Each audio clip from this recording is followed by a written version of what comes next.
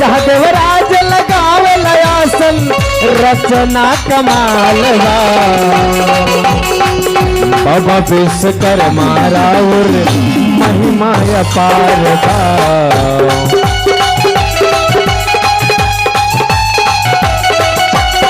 सुन कलंक सुंदर इंद्रासन जहाँ देवराज लगावे लयासन रचना कमाल बा बाबा विश्वकर्मा राउर महिमा अपार बा बाबा विश्वकर्मा राउर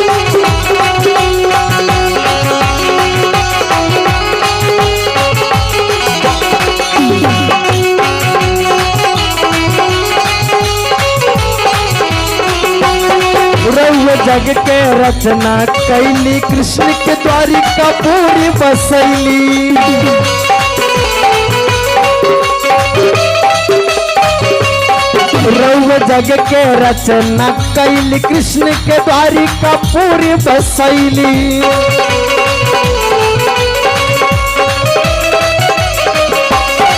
अद्भुत अस्त्र शस्त्र बना के देवतागण के शक्ति बढ़ौली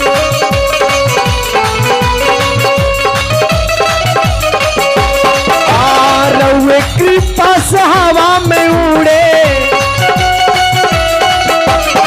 रउए कृपा से हवा में उड़े पुष्पक विमान बा बाबा विश्वकर्मा राउर महिमा अपार बा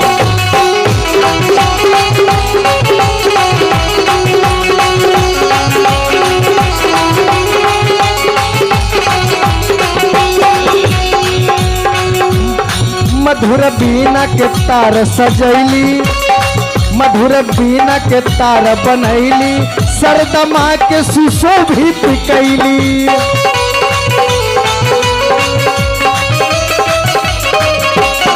मधुर बीना के तार बनैली सरदमा के सुशोभित कैली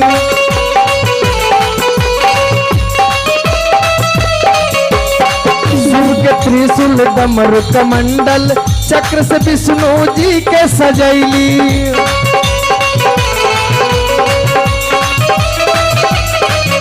कहे गोपी पंकज चार जुग में कहे गोपी पंकज चार जुग में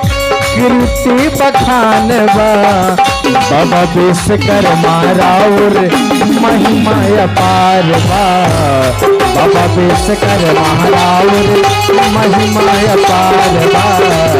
बाबा विश्वकर्मा राउर महिमा अपार बा बाबा विश्वकर्मा